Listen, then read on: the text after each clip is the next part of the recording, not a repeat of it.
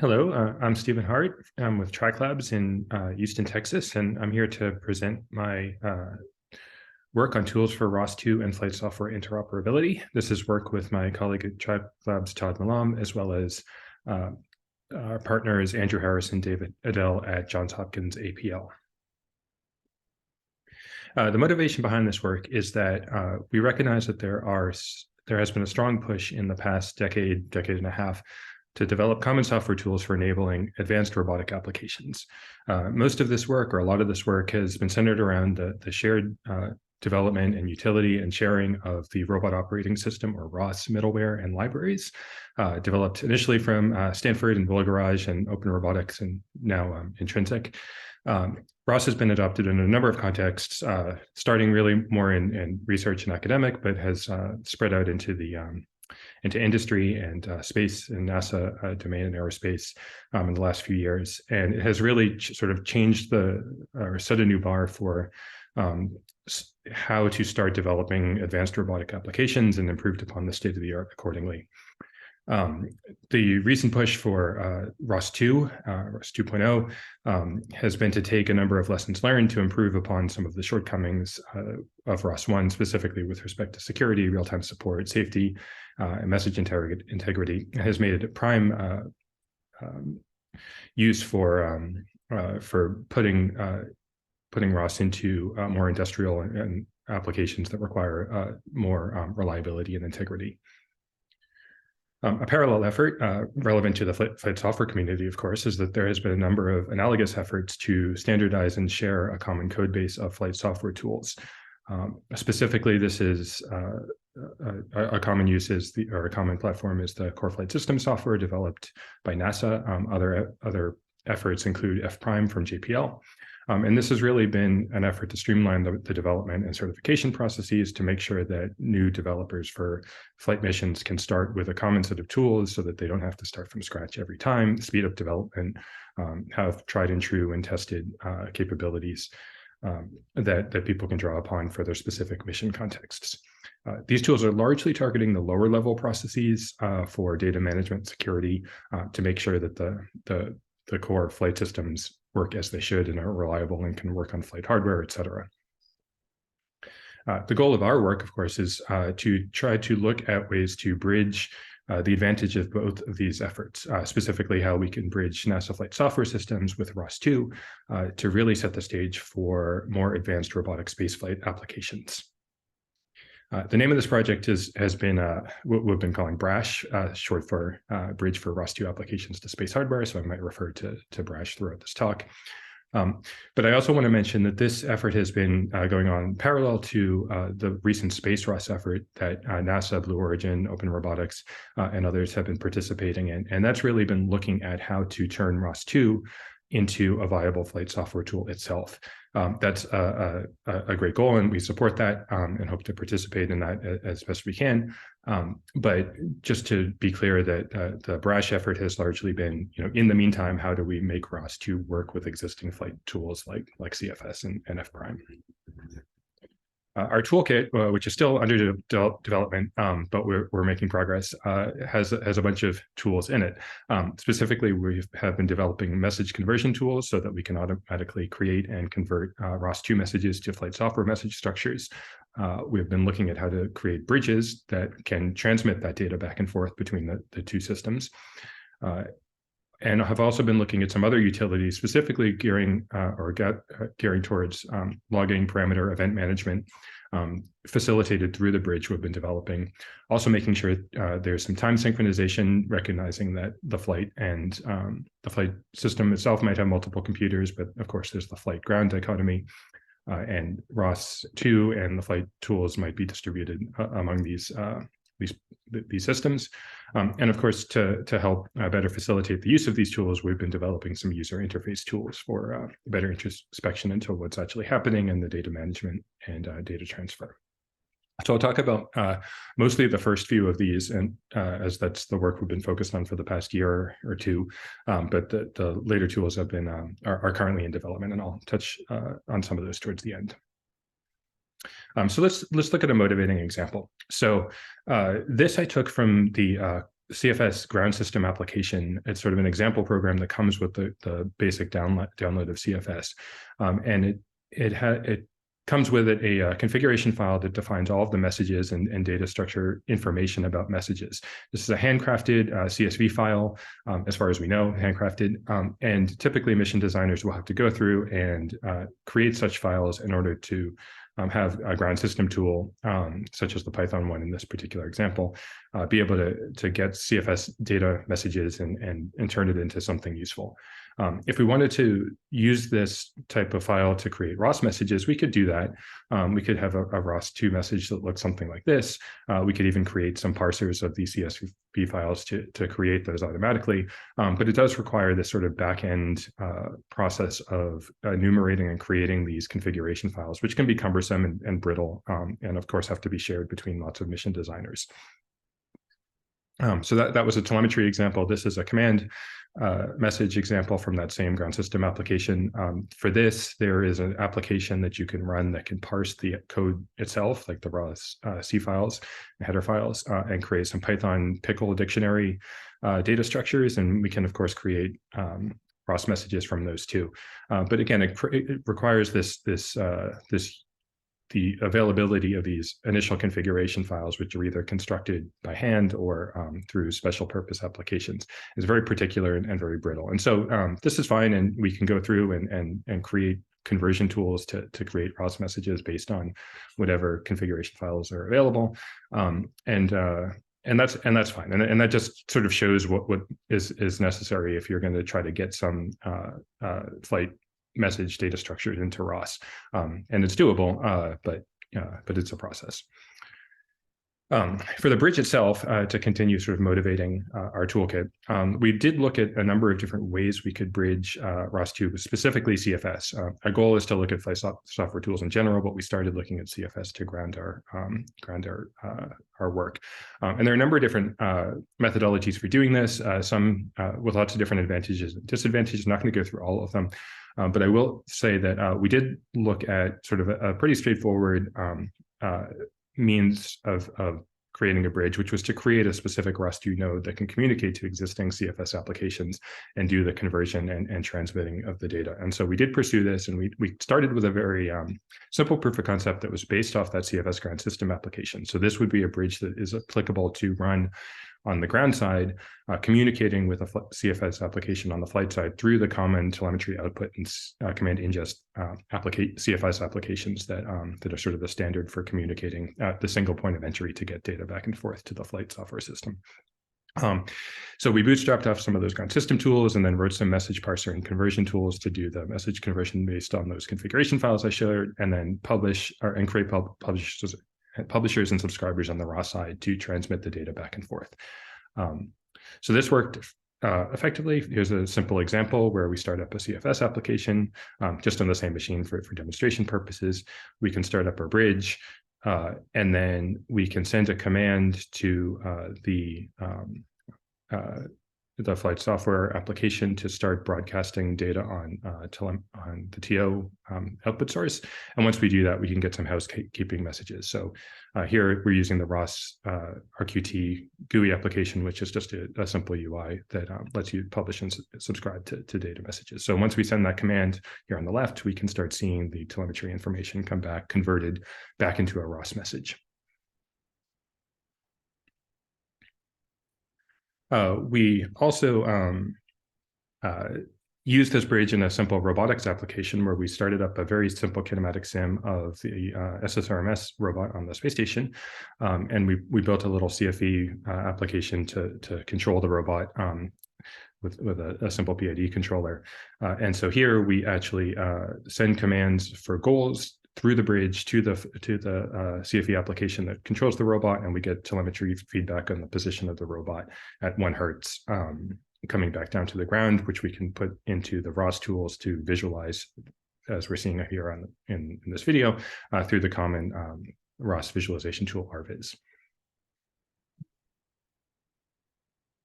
To generalize this, or to look at how exactly this bridge would fit into the to the overall mission architectures, there's a number of different options. So what we have here would be a situation where we have a ground system bridge communicating over TO to CI to the CFS system on the flight side. There might be opportunities to create a bridge on the flight software side to communicate directly through, for example, the software bus network CFS application, such that data can be shared to a flight side ROS environment. And we are going to pursue that and talk about that. But on the ground side, we have, if we can use our ground system bridge to get things into a ROS world, we can also develop some user interfaces and develop a knowledge base to be able to really see and access the flight side message data in the ground system in a rich ROS environment. We are interested in generalizing this too. So again, not just for CFS, but what does this type of architecture look like when we have different flight software architecture, specifically something like F prime. On the user interface side, we can look at a number of different common tools, such as RViz on the ROS side, but TRACLabs also has some tools such as the Pride electronic procedure software that we use for a number of different commercial and aerospace and NASA contexts. So we are looking at how to integrate some of these tools with the Pride software, but I'm not going to talk about that too much in this work.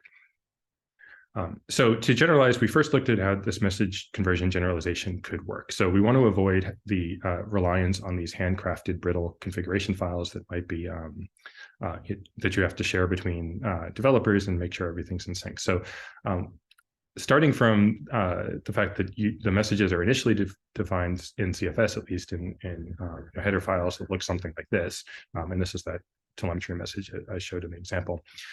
We did integrate a tool from Interoperability,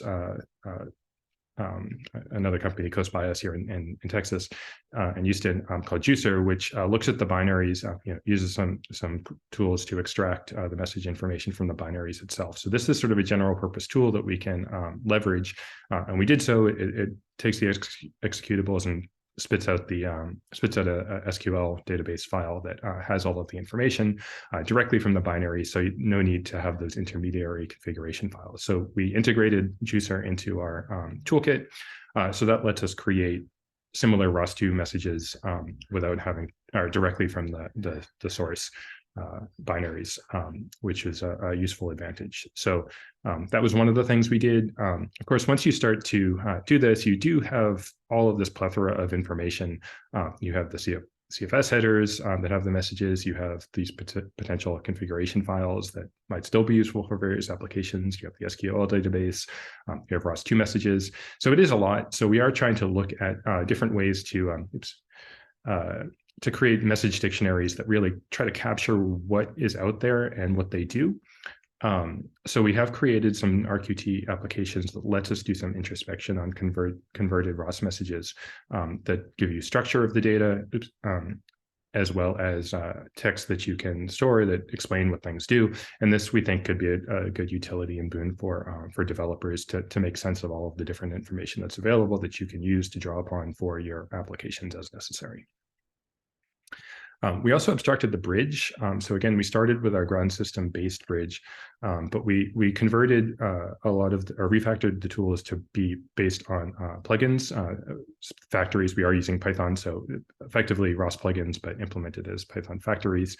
And this means we created a simple plugin interface that you can then fill in through specific instances to convert specifically for CFS, for F prime, for CFS ground side, for CFS SPN, et cetera. And so this has been very useful. It does require some configuration files using standard ROS configuration files tools that tells the system what messages are out there, what their message IDs are, et cetera. That's standard for applications, mission applications, but a lot of the underlying message structures and data processes are handled more automatically through our plugin architecture.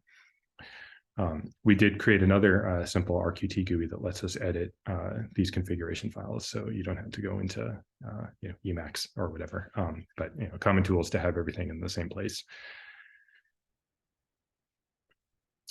Looking at the flight side a little bit more, so I've been mentioning the possibility of bridging ROS2 to a flight side CFS application through the SPN tool. So we did look at this. So SPN is a CFE application that has various plugins for different data transmission protocols, UDP, I think there's shared memory, et cetera. So there's different options there. So we looked at what it would take to connect directly to the SBN application. It's basically fooling the system. So SBN is kind of used to have two CFE instances communicating as if all the data was on the same software bus. So we're kind of intervening here and taking the data from SBN and shepherding it to the ROS environment. But this gives us an opportunity to have ROS on the flight side system and not going through the TO and CI applications. So we did develop an SBN plugin in our utility. We can use the same juicer program for creating the messages. In fact, it uses the same messages as our CFS ground system plugin bridge. But there's some back and forth for setting up subscriptions, which we're doing automatically based on if what people are publishing or listening. So some mechanics under the hood, but this allows us to get ROS and CFE communicating on together through this methodology. A third example, we did create a simple ground system F prime plugin. This was based off some of the tutorials that are out there. We specifically looked at there's a math tutorial which provides a nice proof of concept here. One interesting thing about F prime is it did motivate the investigation of a different communication protocol between the bridge and the flight software system. So specifically, F prime is more geared towards a service client relationship where you send a request and get a response back. The previous examples with CFS were more publish subscribe, so sending commands and getting telemetry back. So we did extend our plugin interface to support both service client relationships and publish subscribe.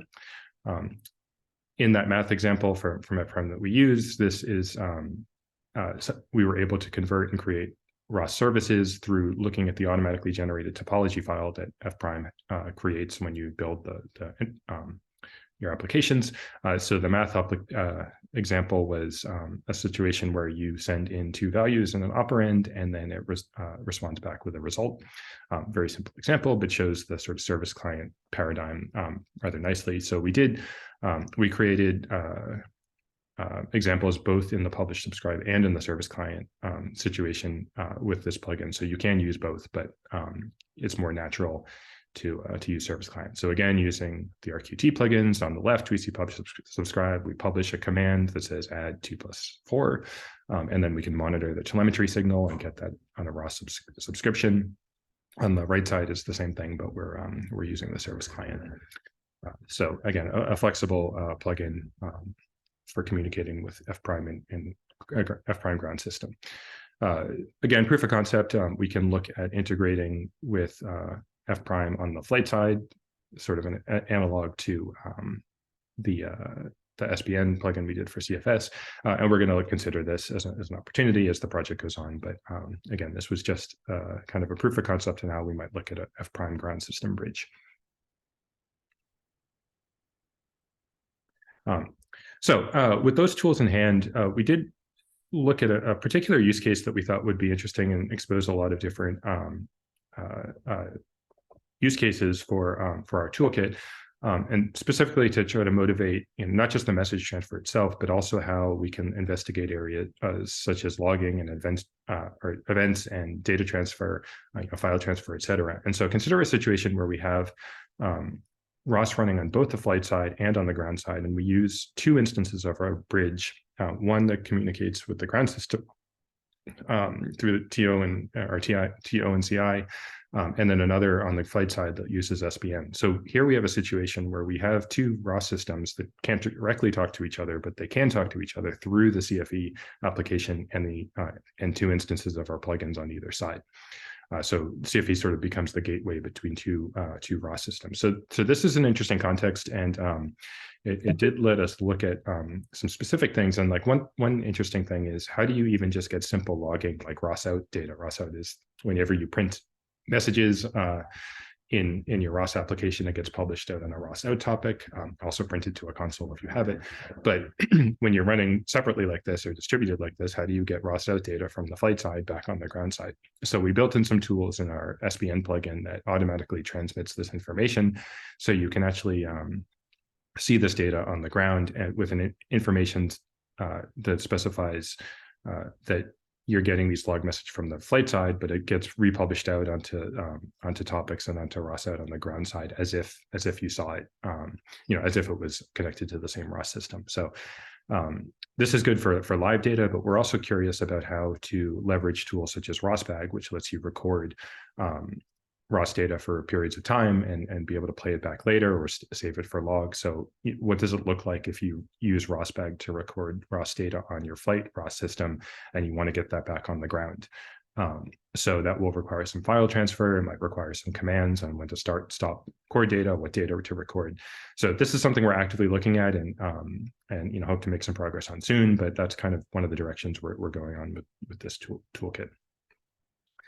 Some other things are looking at better time synchronization. So in the flight side, if you have a flight and or flight ROS system, it might not be running on the same processor or machine that the CFS system is.